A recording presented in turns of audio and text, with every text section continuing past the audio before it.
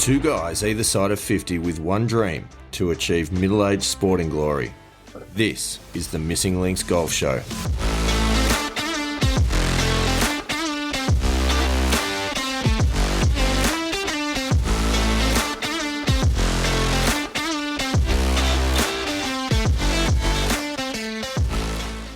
Pilgrims, welcome back. Andy Walker, welcome back to yet another episode of the Missing Links Golf Show.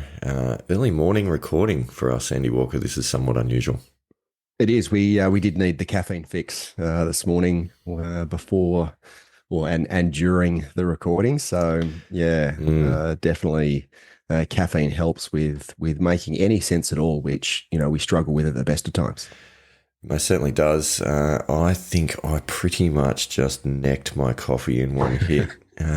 Unfortunately, that's the end of it now. Yeah. So hopefully it's got enough power to get me through the episode. But no, a good one. And I think Andy Walker follow-up from the big reset that we had in the last episode, which was the conversation we needed to have.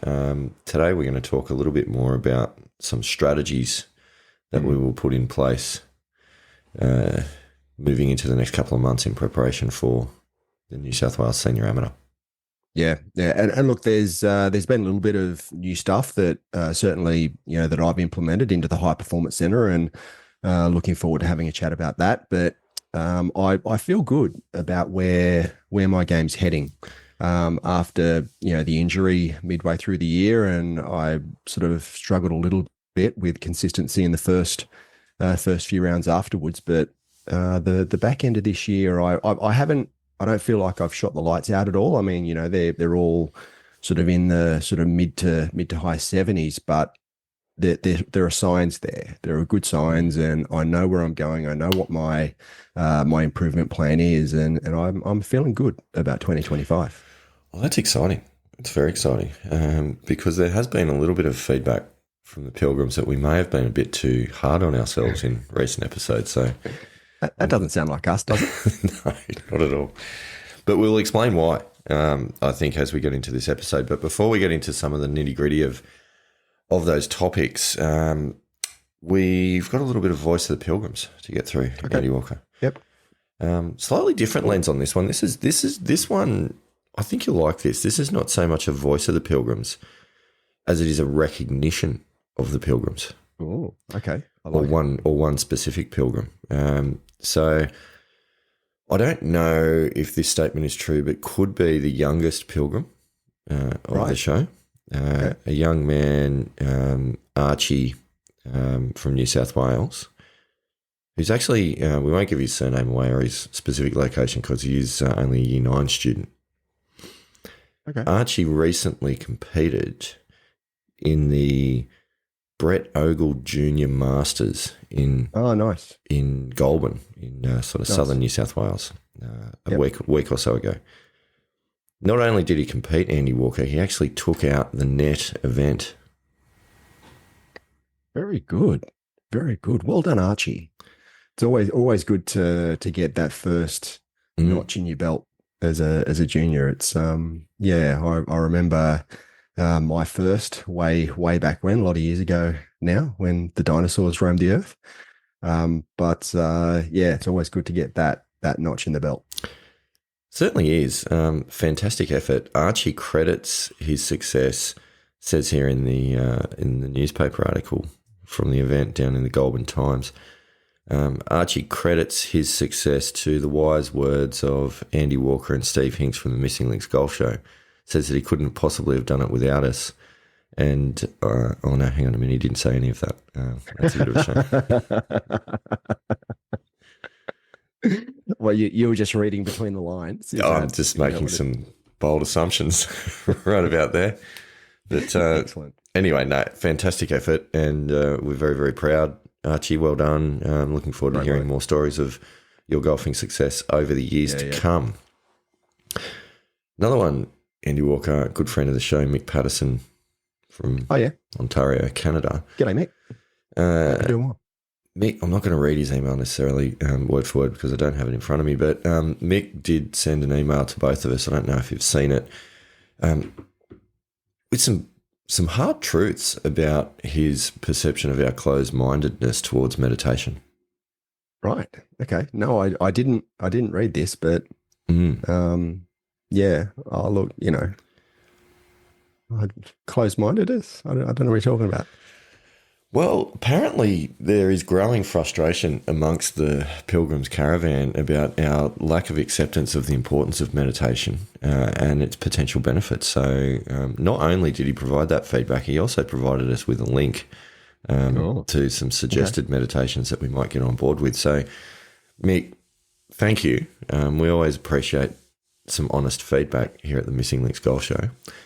I have clicked on the link and done whatever you do, downloaded the app or whatever the story was.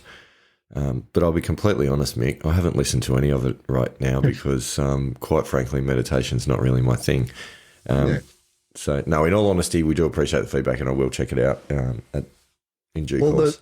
The way I see it, after we had Paul Salter on the show, he sort of provided a couple of links, and one of them, he's actually got a free guided hypnotherapy session that he offers on his website. So I jumped on there, I hit the link and subscribed, and never actually got the email. So that's the universe telling me that I don't really need to, isn't it? No, that's just a technical issue. No. The universe is not telling you anything. Okay. I was just reading between the lines there and thought maybe that made sense. Well, yeah, potentially it does. But anyhow, that's a little bit of a ramble to start the show with the voice of the Pilgrims, and we do appreciate it. So thank you, Mick, for reaching out. We appreciate that, and well done, Archie. So nice work. I actually do have a little bit of, well, not a voice of the Pilgrims, but a recognition of a Pilgrim. Oh, nice. Being Ted from Mollymook. What's he done now? I spoke with Ted Mollymook earlier in the week, and he actually went out and shot at the Hilltop course at Mollymook, which is par 72, and quite a tough course. It is. Now, he was playing off the yellow tees, which is the forward tees, but he shot 74 off the stick. That's remarkable. 2 over par as an 83-year-old bloke. What a and legend. Had a hole in one on the 5th. Come on, Ted. Could, in fact, be a back-to-back winner of the Missing Links Golf Show Player of the Week. Yep. And then, because I was talking to Ted last night, we were just having a bit of a catch-up, and we were going through his recent round yesterday, and, well, actually, it was on Monday, and he shot 77 off the stick. Far out. And I said to him, so 2 rounds in a row, you've shot, below your age. And I went, oh, yeah, I didn't actually think about that. Seriously? Yeah. So he's doing it so often now that he doesn't even think about it. It's not even a thing. This is unbelievable. So, well done, Ted. That's awesome. I was pretty stoked when he told me that. I mean, 74 is just a phenomenal score around Mollymook. I mean, I'd be stoked having 74 off the stick around Mollymook. It's a pretty tough track. It is. Do you think Ted might join us at the New South Wales Senior Amateur? Maybe. It's good. Well, he's actually there because there is it's not a senior amateur, but there's another. The veterans. Yeah, I know that David McCollum is talking about. I think it's 65. There's the next. I don't think it's Masters. There's another term for it. It's veterans, isn't it? Pretty sure it's vets. Yeah, it could be. I'd have to message Macca and ask him. But yeah, certainly there's the next level which Ted from Mollymook would definitely qualify for. He'd carve it up. Absolutely. That's fantastic work. Wow. So, Andy Walker, as we hit the 10-minute mark of our intro, once again, what have we got in store today? Well, I thought I'd sort of change tack from actually, the golfing side of it, because over the last few months, I've actually been testing and I've implemented a little bit of tech into the High Performance Center, which I'm very, very excited about. So I've implemented 4 different tech devices or apps into my practice. And All at once, firstly, and Andy Walker? Are you doing them all at not once? not all at once. It's been over, the last, as I said, the last few months. It's sort of been a bit of a process. I've tested a little bit of stuff, and this is sort of what I've come up with, and this is what I feel is helping me the most.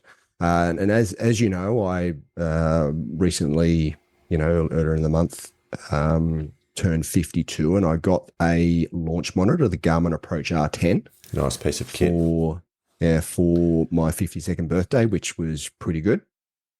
I've purchased the Awesome Golf software to go along with the Garmin Approach R10. We've briefly spoken about Golf Swing Replay, which has been really helpful in what I'm doing, and we've also briefly mentioned the Tour Tempo app. But I'd like to sort of maybe dive into those 4 different bits of technology a little bit more, just to explain what I'm doing with them and how they're helping my improvement, and the strategy that I have, my improvement plan into 2025. It's quite a bit. Because you've got the Garmin Approach R10, haven't you? And you've been enjoying that over the last 12 months. I do, and I have. I don't think I've put quite enough time into getting the most out of it, so I'm interested to hear your experiences. Yeah. Also, the Golf Swing Replay app, which, as pilgrims would know, I'm a big fan of as well. But again, probably haven't put as much time into setting all of that up. So again, interested to hear what you've come up with here, to see what I can learn out of it as well and add to the High Performance Centre Central West. So that is quite a lot. I think we should dive in and get into some detail about what you've been doing. Yeah. Okay. So firstly, the Garmin R10, which is probably the biggest bit of kit that I've introduced. Now, when I got the Garmin R10, I did dive into YouTube University to see the best way to set it up. Didn't read the instructions on the Garmin R10. Why would you? When YouTube University's there, I dove straight into to the university. It's the it's the source of all truth. I mean, let's be honest. It's the best education forum on the planet. Yeah, without a doubt. So. What I found with YouTube University and what the recommendations were is to get the most out of the device and to have it the most accurate, using the Awesome Golf software is a must. Using the RCT Pro V1s is a must. I mean, the Pro V1 is what I use when I'm out the golf course, so it sort of makes sense that I use the Pro V1 rather than the Pro V1X. Also, making sure you download, or I download the latest software. Make sure that the software is up to date, because they're always releasing new software and fixing bugs and all the rest. And the last thing, calibrating the device at the start of the session, which you do sort of inside the Garmin Golf app. So I've been doing that every time, and it's been really good. So I've been grabbing my laptop. I don't have a projector, or I'm not projecting on the screen or anything. Not yet. That may be a little while away yet, but it certainly is in the list of wants rather than needs at the moment. So I'm taking my laptop out there because the Awesome Golf app does work on your PC. So setting that all up, and specifically with the Garmin R10, I've played around a little bit with it for full shots, but it's more so the 30 meter to 100 meter wedge play that I'm really dialing in those shots, and using mainly 2 metrics, the carry distance and club head speed. And club head speed is really interesting because I've never really thought too much about club head speed with my wedges, but it makes such a massive difference. Hitting because I'm using the clock system and going back to 9 o'clock and coming through at, say, a 60 mile per hour club head speed versus 66 or 67 makes a significant difference. It's 10 meters. It's difference between hitting it 55 meters and 65 meters, which as That's I a pretty sort of found out significant difference. yeah, as I found out in sort of a round I played recently, that's the difference between actually being on the green and being dead over the back. Yes. So, so it's really helped me understand my and using the clock system. And I remember John Sherman, when he was on the show, he was talking about Dustin Johnson, and that's what Dustin Johnson was doing. I mean, he had a TrackMan, which obviously is a different level to the R10, but I've really been trying to understand what I do with those 30 to 100 meter shots, both from the clock system and where I how far back I need to be taking it for various distances, but also trying to make sure that my club head speed is consistent. And it's been quite interesting. The variability between club head speeds especially can lead to very different results, and just trying to dial that in and make sure I'm starting to get a bit more consistency with it. Okay, I have questions. So before we leap into the sort of the detail of what you're talking about with the club head speed and the particular drills and the clock system and whatnot that you're doing, I just want to talk about the R10 as a device. So Pilgrims, if you're not familiar with it, go and check it out on the Garmin website or anywhere on YouTube. Andy Walker can share some links.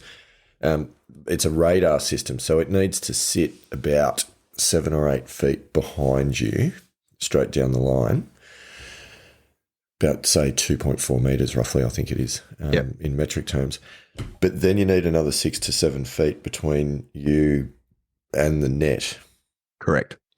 To give the machine a chance to pick up the ball flight before it hits the net, which is all well and good, except when you're talking about dialing in wedges between 30 to 100 metres, what are you doing to prevent the ball going straight over the top of the net from that range? Well, this is where I can't use my 58 degrees. So we're talking I'm using my 54, and using the 54. Even so, I would have thought you'd be at significant risk of going over the top of the net. No, so I'm hitting the top half of the canvas that I have, the canvas square, but it's certainly still staying below that sort of the top of the canvas. So but the 58, I've really got to put the 58 back in my stance to for the to make sure the launch angle, because my launch angle, and I haven't played a lot around with launch angles or really noticing sort of too much about it, but they're sort of in the high 20s. They don't not very often sort of go above the 30-degree launch angle. So the distance I have, and it is between my hitting mat and the net is around about 7 feet. That I have. So I've got a little bit more distance behind the mat. So it is the 8 feet behind the mat, but then I've got about 7 feet in front of the mat to where the net is.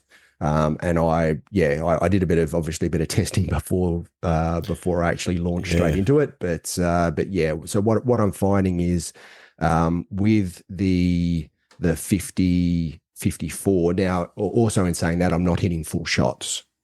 Okay, so I'm not hitting full swing. So I'm getting to probably, maybe 9:30, 10 o'clock. In sort of the clock system, I'm starting to put the ball back in my stance a little bit. So, it's certainly not full swings. And then when the sort of 90 to 100 meter shots, I'm not using my 50-degree gap wedge.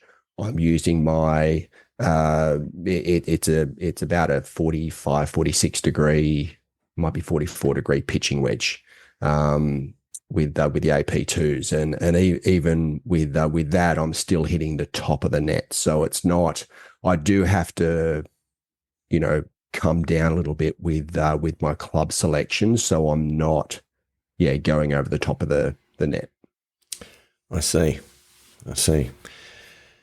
Yeah, because that is always my concern with a similar net to what you have of punching one straight over the top of the net, which would have dire consequences, I think, for any garage setup that anyone might have.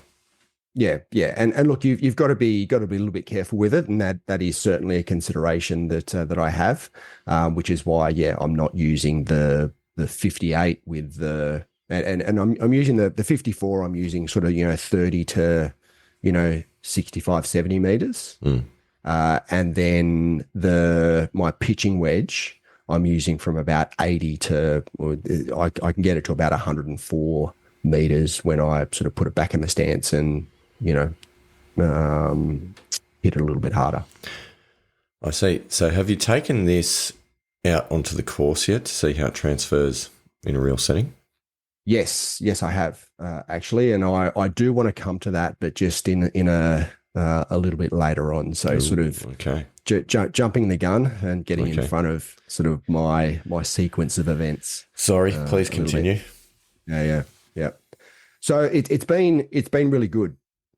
And I must admit the Awesome Golf app has been good. I did use the Garmin app to start off with. And I find that the Awesome Golf app, there's just a few different metrics, and I like the screen. I can use it on my PC, like right next to the hitting mat. So, I could, with the projector and the screen. Yeah, I mean that obviously is a more of a longer term goal, but I'm pretty happy just looking at my laptop screen next to the mat at the moment. So that seems to be working quite well.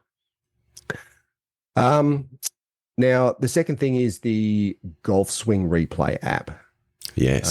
So this has been a bit of a revelation for me, more so in showing me just how steep my downswing is. Yeah.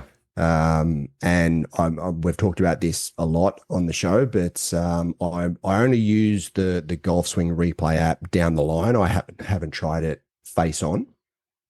But what the Golf Swing Replay app does, it traces your club path in your swing. So you can see obviously the club path of your backswing, and then it's a blue color, and then on your downswing it traces your club path on the downswing and through the follow through.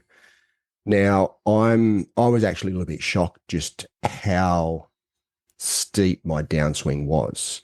And still is. I still haven't got it right, but I'm working on getting my club path on my downswing below the club path of my backswing. And obviously, we've talked earlier in the year about Ben Hogan's 5 lessons. That was one of his big things, is that your swing plane on your downswing should be shallower or lower than your swing plane of your backswing. So this has been a really big revelation for me as to where my club path is in my swing, and it explains a lot. I must admit, and really highlights the technical flaws that I've got at the moment.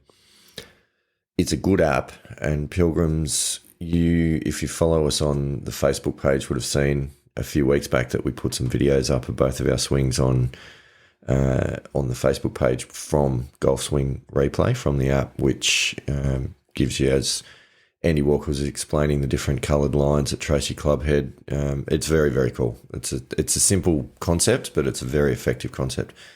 I think you talk about trying to work on getting your downswing shallower than your backswing. Yep. Another way of saying it, which is slightly different, is getting your backswing steeper than your downswing. Yeah, well, I'm working on both.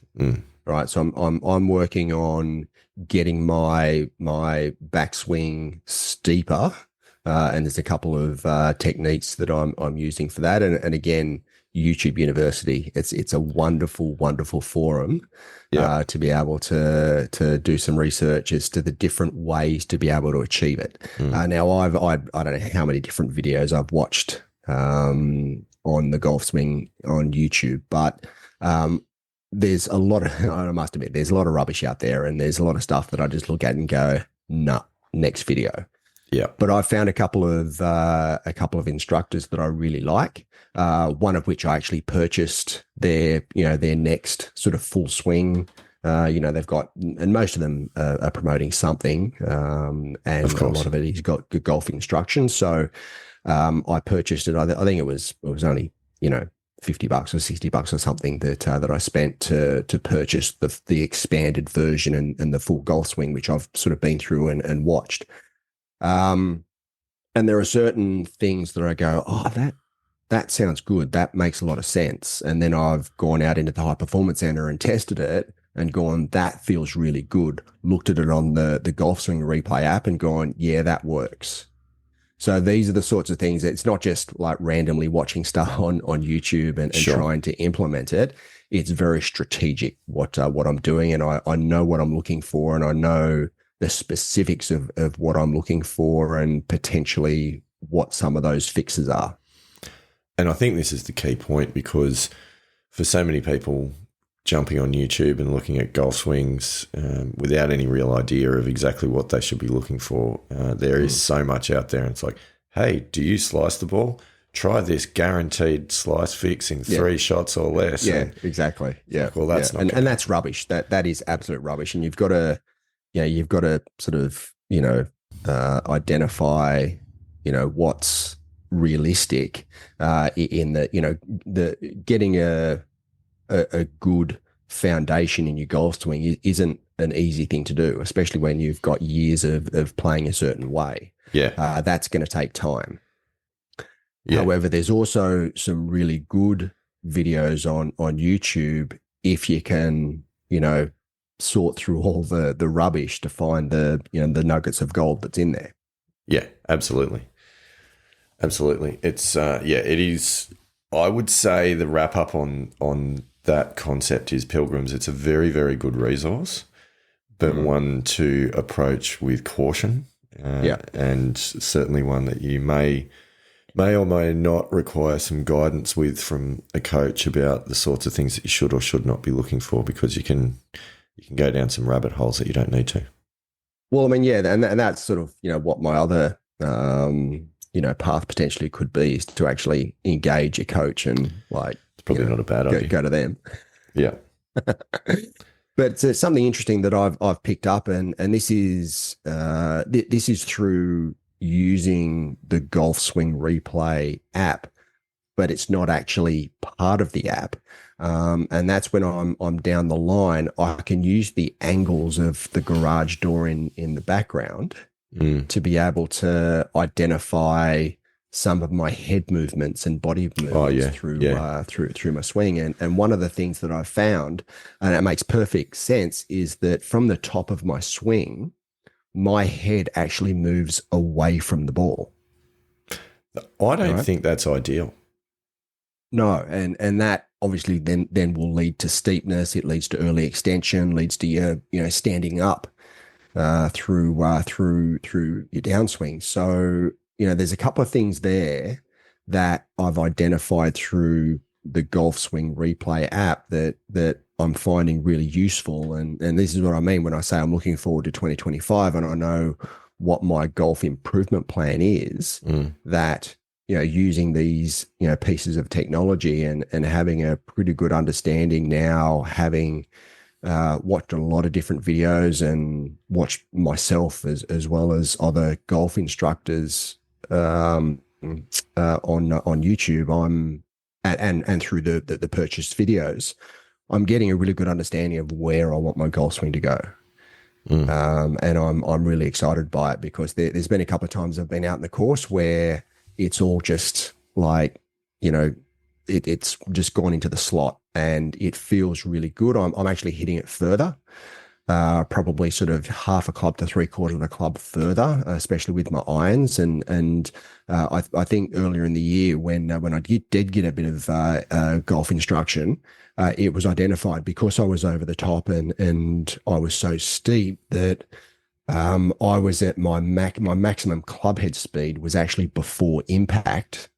And I was decelerating effectively through the ball and through impact.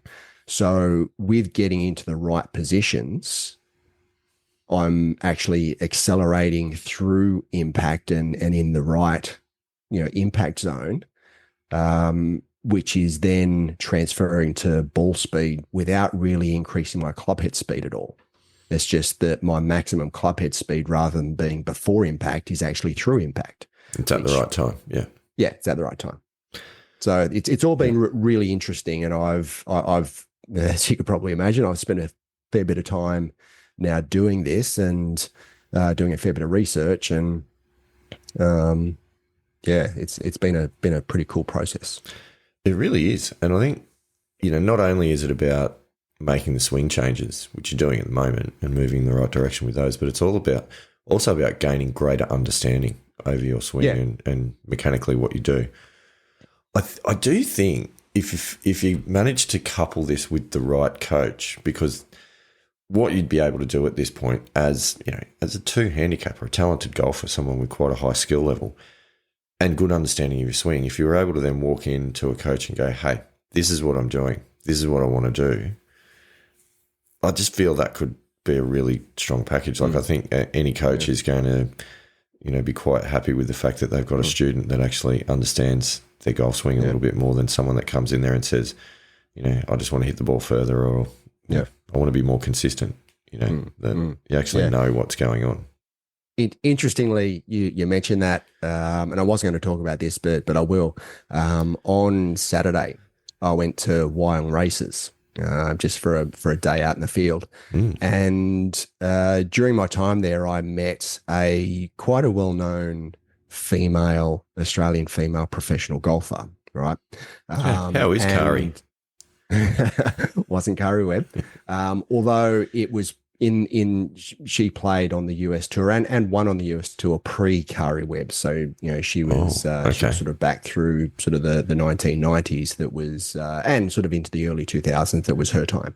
Right. Spent 10 years as a golf instructor over in the US, actually had a golf school over there, and is now in Australia on the Central Coast. And I met her on Saturday, and we had a really, really good chat. She's actually offered to come out and just walk around 9 holes and watch me play, just to have a better understanding of sort of what I'm doing and what my game is, just so we can continue our contact, because we had a couple of really, really good conversations through the afternoon. Oh, I almost want to send a film crew for that to get some content. That'd be fantastic. Yeah. So stay tuned to see how that goes. That's probably going to happen sometime in December. I'd expect. I've got we're a bit sort of full on at the moment with work and actually looking for a new house and all the rest. So just a couple of minor details coming up in the build up to Christmas. Just a couple of minor details, and then obviously Christmas and all the rest. So December is pretty jam packed, but it's I'm definitely going to make the time to fit that in. Yeah, that's exciting. That is exciting. All of my journalistic instincts wants to press you for more information, but I'm not going to do that at the moment because I know that now's not the time. No, because we've still got the Tour Tempo app to talk about. We do. Which has been, again, been a bit of a revelation in my journey, pilgrimage. So the Tour Tempo app, for anyone who doesn't know, so it's got two main modes for tempo. One long game and the second is short game. Now, just to explain a little bit about it, so the founders of Tour Tempo studied all of the great golfers of the last sort of 100 years, and they've come up with a 3-to-1 tempo that just about all of them have. Now, if you think about a 3-to-1 tempo, so if you say count to 4, you've got 1, 2, 3 backswing, and then 4 is your downswing. So it's and it's they're not all exactly 3-to-1. It's sort of, I think there's a range of like 2.8 to 3.2, but they've all got around about a 3-to-1 tempo with their golf swing.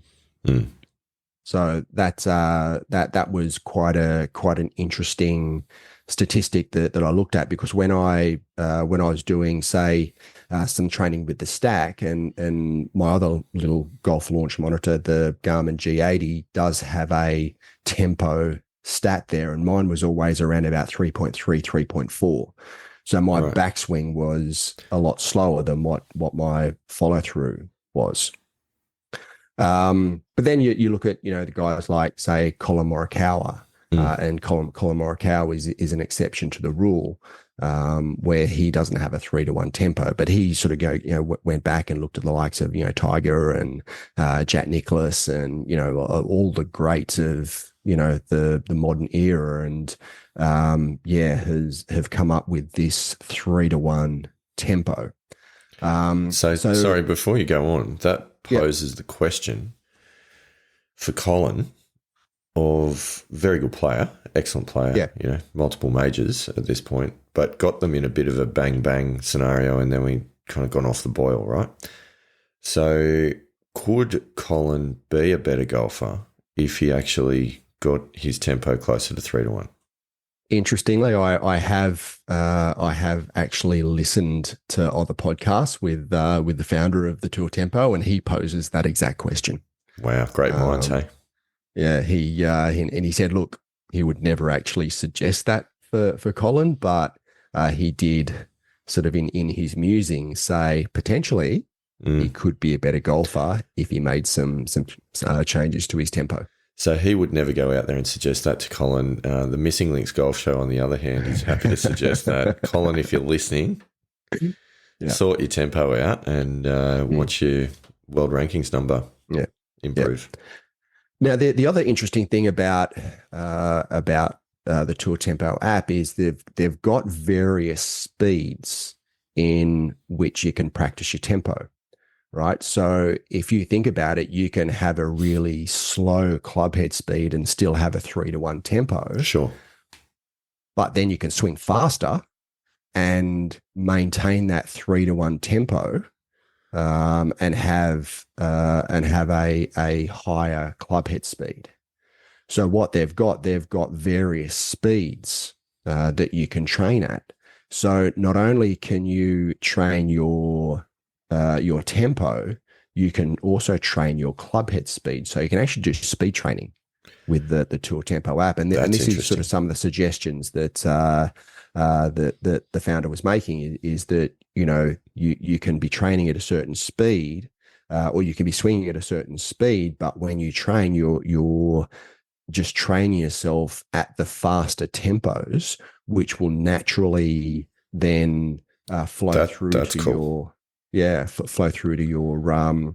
your game, which basically means you'll have a faster club head speed, and you'll train yourself to have a faster club head speed, which has a pretty significant impact on distance. Yeah, right. Very interesting. Yeah, so there's a couple of pretty cool things with the Tour Tempo app for your long game that I've found to be really helpful.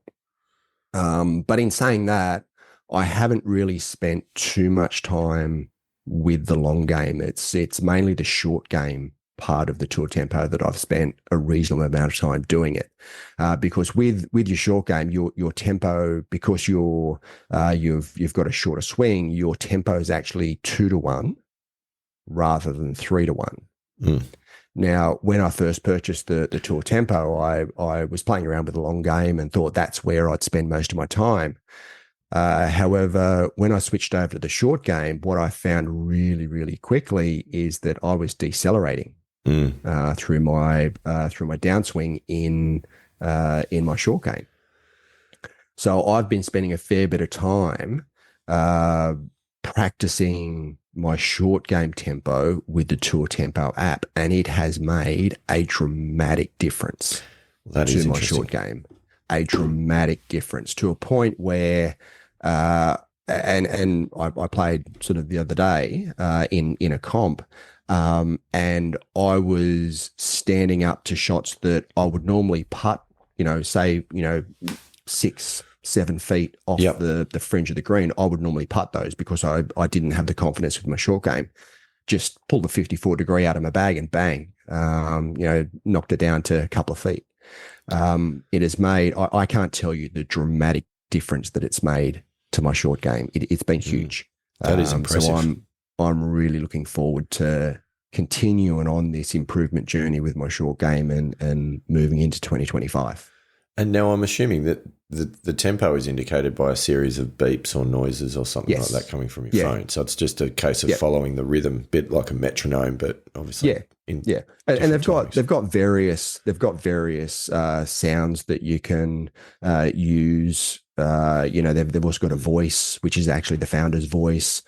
So that, you can just play around with it and just have something that you actually like. I just use the standard, the standard one, which is pretty good for me. I have no problem with the standard noise that it's making, and all it is you've got the noise to take it away. Then you've got the second noise, which should be the top of your swing, or the end of your backswing with your short game. And then the third noise is when you should be making impact and going through your follow through. So it's a pretty simple tool and a pretty simple concept, but extremely powerful. This is very interesting. I think it's something I'll most certainly have to check out. The founder is an interesting guy by the name of John Novosel Jr. Yes. And I get the feeling that he may need to be a future guest on the Missing Links Golf Show to tell us all about his products. Yes. I have actually considered that. I haven't reached out to him yet, but it's certainly, given the, the confidence it's given me certainly around my short game. Yeah, definitely would like to know more and get him on the show. Yeah, absolutely. Let's queue that one up for some point in the future. Very exciting. I will be checking that out. I think, it's a reasonably priced app, and by the sound of things, it can make a very, very powerful impact. I think the best ones are the ones that just try to do one specific simple thing really well, rather than some of those apps that try to do everything. And I go back to the fantastic AI app that we first embarked upon our tech journey with. I'd actually almost forgotten about that. Yeah. Thank you for reminding me. Yeah. Because that app was trying to do absolutely everything at once. Yeah, it was. In a vomit of information. And I think that's why we've moved away from it. That's exactly what it was. It was a vomit of information. Yeah. So no, that's so. Good. Look, in what I've been doing, and this is, if you've got sort of half an hour, then and I'm allocating half an hour 3 or 4 times a week to be able to go through this session with in the high performance center. So I'm starting off with short game, and the first thing I do is put on the Tour Tempo app and go through the short game session. Then I'm using the Garmin R10 and the Awesome Golf app to dial in my 30 meter to 100 meter shots, and I'll do that for maybe sort of 10 minutes. Then I'll sort of shut that down, put on the Golf Swing Replay app, and I'll just work through. I'll hit a few shots, with sort of my short iron, sort of usually a 7 or an 8 iron. Of course, sort of 9-iron wedges will go over the top of the net, as we discussed earlier. Then I move sort of through my mid iron, sort of 6 iron, 5 iron, 4 iron, and then I'll finish with a couple of. I don't usually hit my driver, but either my 4 fairway or the 3 utility iron, and that session is about a 20-minute session. So I have a tendency to break it into the short game, 10-minute short game session, and then a 20-minute session with the Golf Swing Replay app on my full swing. And I'm finding that to be, I'm really finding some really good improvement that I've been making with that, that schedule. That's a really good training program. Quite well thought out, Andy Walker. Quite detailed. Yeah. Well planned. Unlike you. Very unlike me. So the only thing I think that I've got to I've now got to sort of start working on as well. I've got to put in a fitness plan into that as well, because fitness is usually the first thing that goes out the window. And I've been very sporadic with my fitness, and I jump on the scales, and that tells me that I've been pretty sporadic with my fitness. I mean, your timing is impeccable, because I'm always been a firm believer that there is no better time to implement a fitness and weight loss regime than 3 weeks out before Christmas. Yeah. No, I'm hearing you. So, but hey, no time like the present. Yeah. Got to admit, I need to be with you on that one as well. I have started doing a few things here and there, but it's been somewhat sporadic, as you say. Yeah. So you will also notice that there in that schedule, there's no meditation scheduled in. So there was a couple of things that I noticed that were absent. That was definitely one of them. So look, I mean, I'm actually really interested more so in the hypnotherapy side of it. I'm really intrigued with the conversation we had with Paul Salter, and after my false start with the other hypnotherapist. I have had some questions. I have had some questions about what actually happened in that session in Pilgrims. Yeah, no, we're not going to get into that. Can't talk about that on air. So yeah, but the hypnotherapy side of it, I'm actually really interested in exploring that a bit more. And if I'm going into the mental side of it and the meditation side of it, I'm wanting to also incorporate the hypnotherapy as well. So now I would put it to you that when we reflect on your rounds in parks, and we had this conversation 1 or 2 episodes ago, and you got a bit cranky towards the end of the round after dropping a few shots, both rounds. And I would therefore suggest that maybe you are very much a candidate that needs a little bit of head work to sort out this attitude.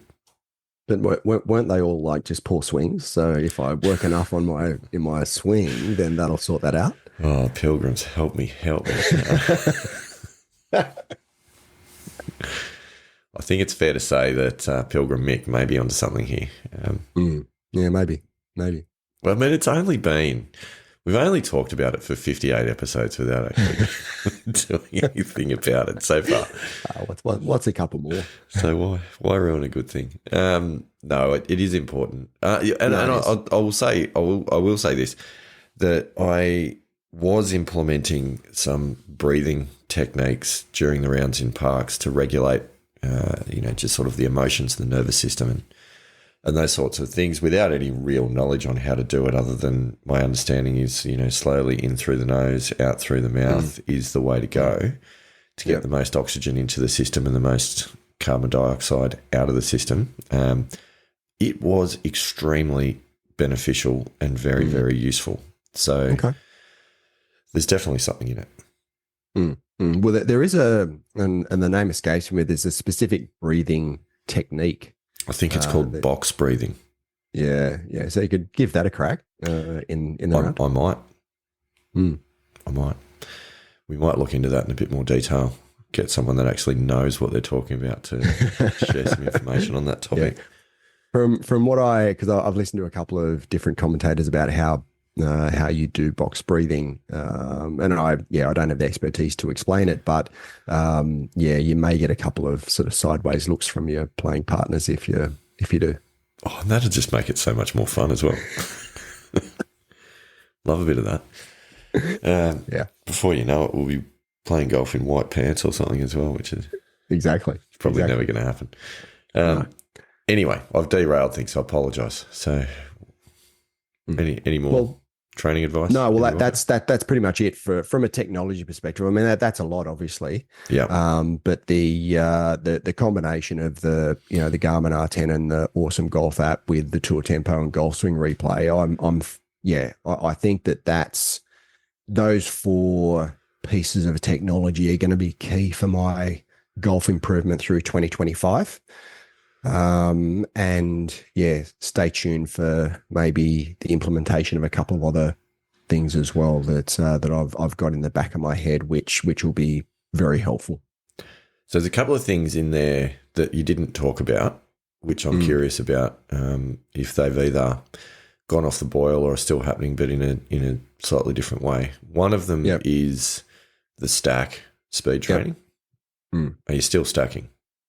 No, I'm not. And this is this is the thing we talk about it, a lot with the time pressures we have of, careers, business, families, trying to fit everything in, and you can't do everything. No, you can't. And this is the thing, and where do I want to spend the most time, and what I think is the most valuable. And I hope Sasha McKenzie's not listening to this episode, but the stack for me, it's an awesome program, and I love it. And when I do get to a stage of my life where I have more time, it will definitely be there, and it's not going anywhere, and I will implement it. But I just feel as though where I'm at the moment with my game, I can make bigger improvements in other areas, and I've got so much to work on in other areas of my game that I can't fit the stack in at the moment to my schedule. Especially with the tour tempo. Not with that attitude, you can't. well, the stack is sort of 20-minute, 25-minute sessions, right? Yeah. I can, with the tour tempo, now it's not the same as spending 20, 25 minutes with the stack, but I can say spend 3 to 5 minutes with the tour tempo, and try and get a little bit of increased clubhead speed with the tour tempo app, rather than spending sort of 20 to 25 minutes with the stack. So for me, it's all about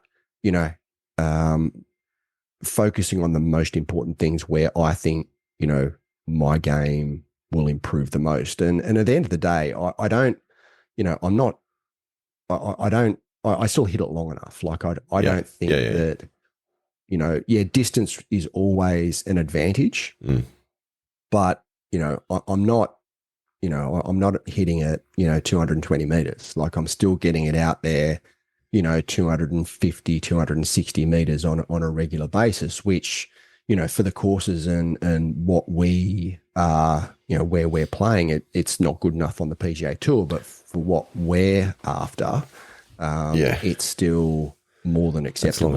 If not, I'm still one of, you look at the senior golf community, I'm one of the longest hitters in that community. You go to the New South Wales Country Championships and not so much, but then you get the young blokes getting out there smashing it, 270, 280, and that's a whole different. Let's see how they're going when they're 50.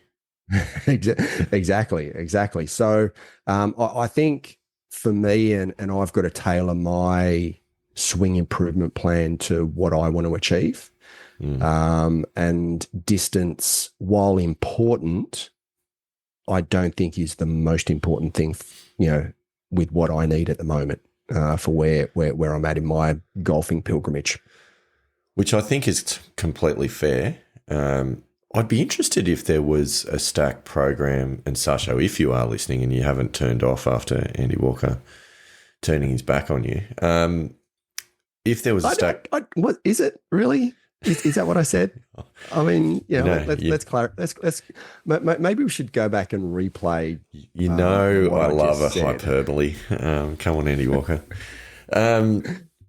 What I was going to say though is if there was a 5-minute program, because I've not used the stack, but my understanding is that some of the time is actually taken up with warm up anyway to get you to a point where you can then rip your full swings. But by the sound of things, that's what he was saying earlier in the year when we interviewed him. Is that when I had COVID, so I don't remember a lot of that conversation. Exactly.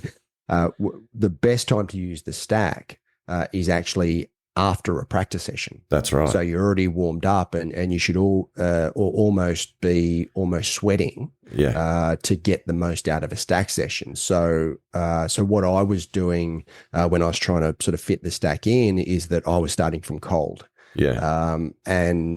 Sasha said, no, that's not the best way to do it, you need to be doing it after your practice session, and fitting in that speed training after your practice session when you're fully warmed up and your body's ready to go, which does make a lot of sense. And that's where I'm driving at, is now that you've got this program that you're working through, a series of activities, you've actually got a programmed session, a structured session.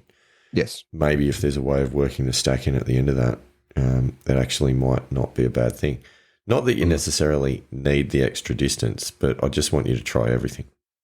Yeah. Yeah. And I'm not going to try everything. Damn it. Because otherwise that wouldn't be called strategic thinking. Strategically trying everything. Anyway, that's okay. I tried, Sasha. I tried.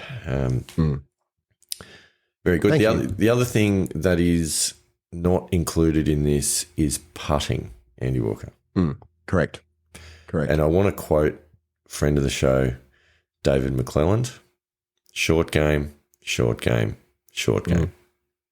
Well, interestingly, and we had this conversation just before we jumped on and started recording, is that my recent round at my home club in the Tuesday comp, my putting, which I've sort of gone back, I'd made a couple of changes to my putting, and I had a fairly poor weekend out at Parks. Prior to that, I was actually putting quite well. Going back to my old setup and stroke with my putting, and my strokes gained for putting during that round was a positive 4.3, which is extraordinary. I had a pretty good putting round during that session. So yes, my putting is still a big part of that, and I do have 2 putting sessions per week, but that's not in the high performance center. I'm actually going to the practice putting green, so that's sort of separate. No so the technology setup is purely high performance center based.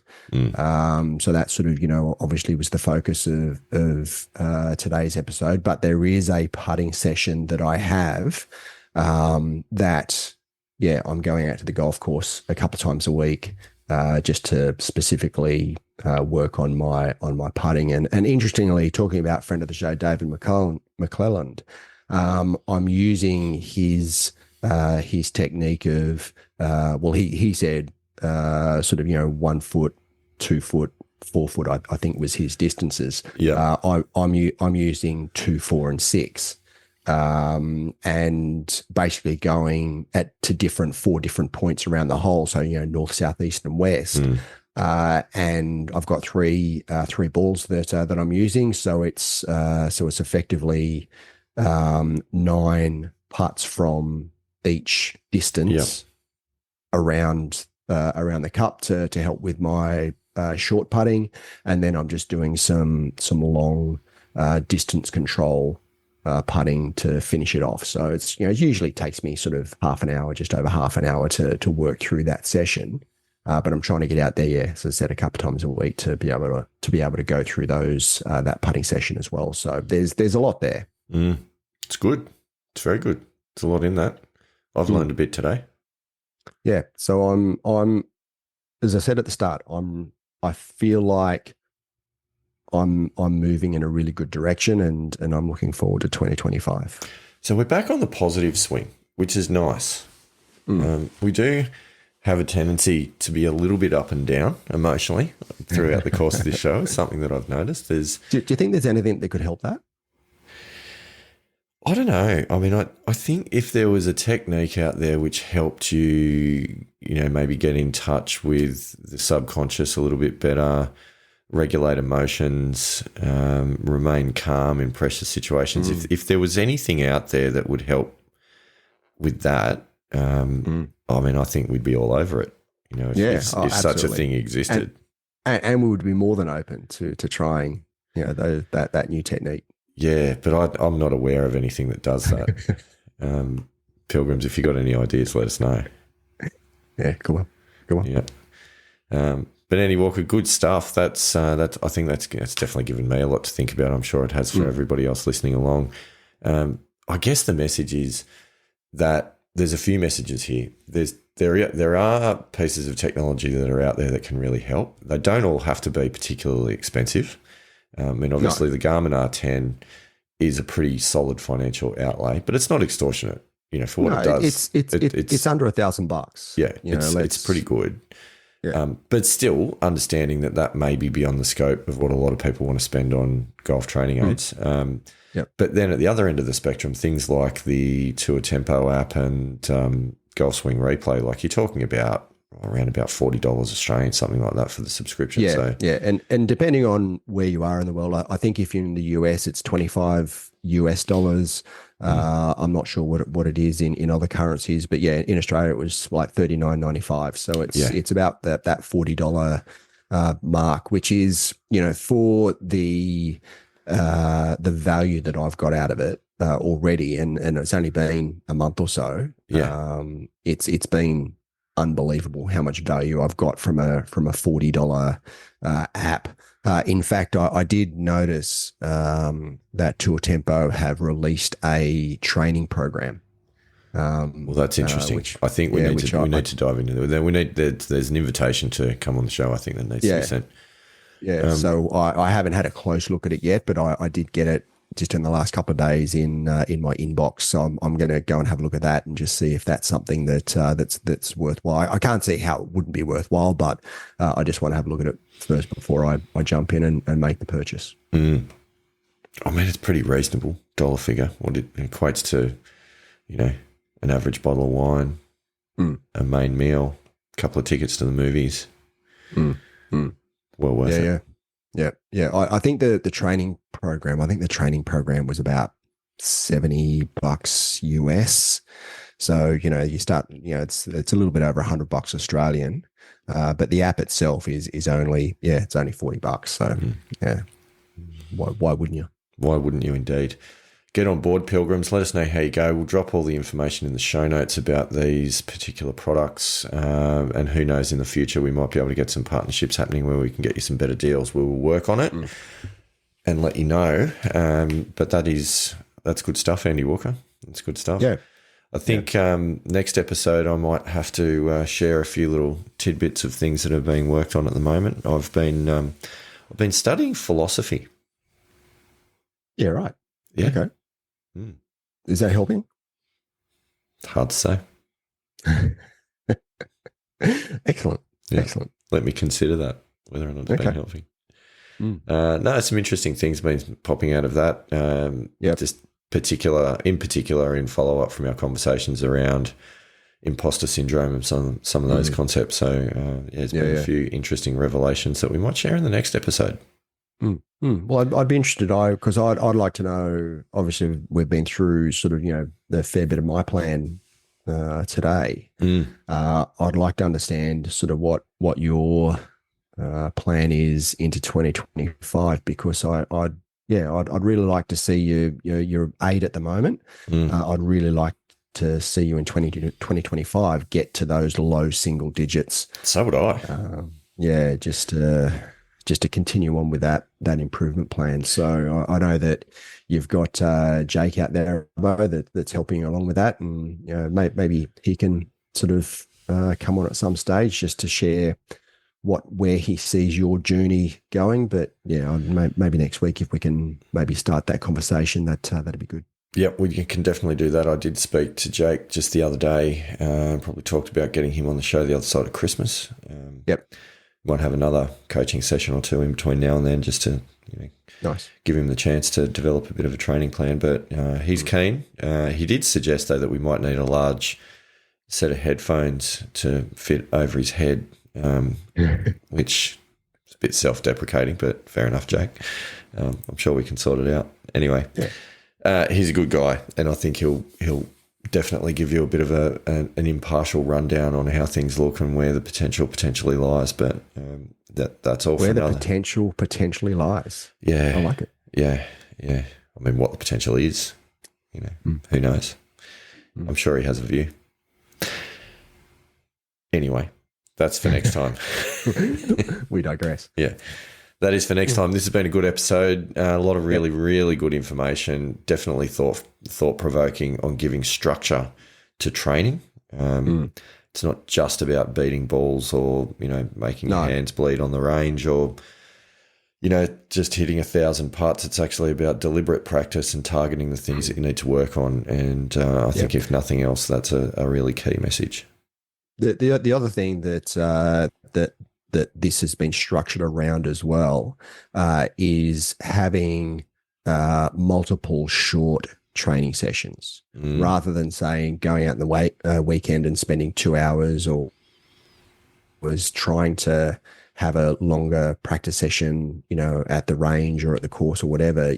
This is 30 minutes, 3 or 4 times a week. A couple of short 30-minute putting sessions thrown in, and then sort of having the playing in the comp structured around that as well, when I've got sort of half a day to spare from business. Yeah, for sure.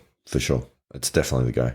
Anything that makes it easier and is less barriers to practice, I think is very important. Yep. Good one, Andy Walker. Well, I think that's us done for another episode of the Missing Links Golf Show. Hope you've enjoyed it, Pilgrims. We certainly enjoy the opportunity to share our experiences, and we hope in some small way that it makes a difference out there to others. I feel like it has. I feel like we've gathered enough evidence over the last 58 episodes to suggest that it has made a difference. Definitely to Ted from Mollymook, it seems to have.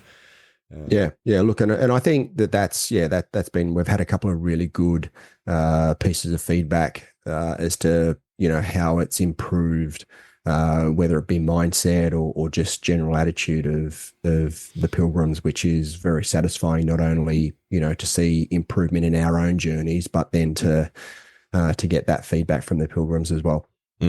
Very good. Keep it up, Pilgrims. Let us know what you think. Shoot any questions through if there's anything that you want to know more about. We'd certainly be happy to answer. On that note, Andy Walker, anything else that you feel that we need to cover off?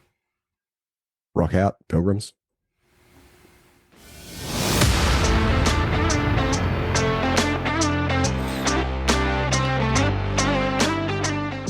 Thanks for listening to us today. We love hearing from our Pilgrims, so please reach out to us through any of the links in the show notes. We know golf is hard, so we hope we can help you shoot better scores and inspire you to keep trying. Rock on, Pilgrims.